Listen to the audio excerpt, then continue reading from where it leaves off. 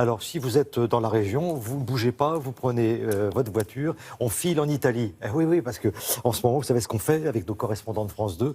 Eh bien, ils sont aux quatre coins du monde. Eh bien, on vous propose un feuilleton des paysans consacré aux routes mythiques. Alors, hier, on était aux États-Unis sur la route numéro 1. Et là, on va décrire une des routes les plus célèbres d'Italie.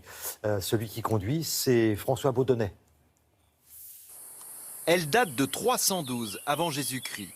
Voici la Via Appia, la première autoroute romaine.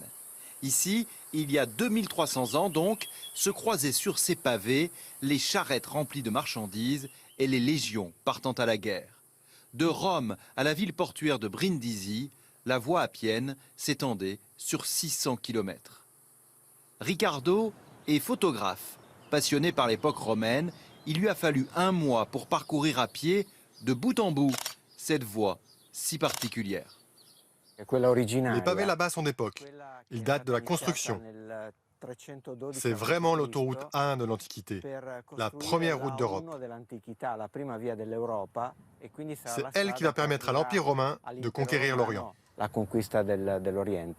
Ici, la Via Appia est bien conservée, mais ailleurs, elle a pratiquement disparu sous la modernité. Regardez ces quelques photos. Celle-ci est impressionnante parce que les pavés touchent le goudron. Sous cette route actuelle, il y a les pavés de l'époque. C'est le contraste entre la modernité et l'Antiquité. Aujourd'hui encore, ces pavés attirent les touristes du monde entier. Je suis partie ce matin du centre de Rome et je vais mettre 25 jours pour parcourir les 600 km. On s'imagine quand ils avaient leurs charrues, leurs chevaux, on comprend qu'ils mettaient du temps à aller d'un village à un autre. C'est une très belle route, riche en histoire. Et pendant qu'on se promène, moi j'aime bien raconter son histoire à mon fils. Mais la Via Appia, ce n'est pas qu'une route, c'est aussi une succession de monuments funéraires, car les Romains enterraient les morts à l'extérieur de la ville. Regardez ce mausolée avec sa tour blanche imposante.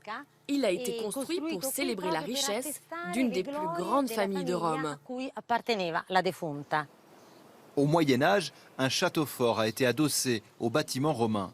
Et cet ensemble, le mieux conservé de la voie, est devenu le symbole de la Via Appia. Depuis le début du XXe siècle, on a rassemblé ici des statues, des plaques commémoratives, des colonnes qui ont été retrouvées tout au long de la route. Voilà, ça secoue un peu, mais vous avez vu que c'est magnifique, la Via Appia. Merci beaucoup, François Baudonnet. Demain, nous continuons la découverte des routes mythiques du monde entier. Et demain, nous ferons escale en Espagne. Et vous allez découvrir certainement le chemin le plus dangereux du monde. Je ne vous en dis pas plus, c'est pour ça que vous serez là demain.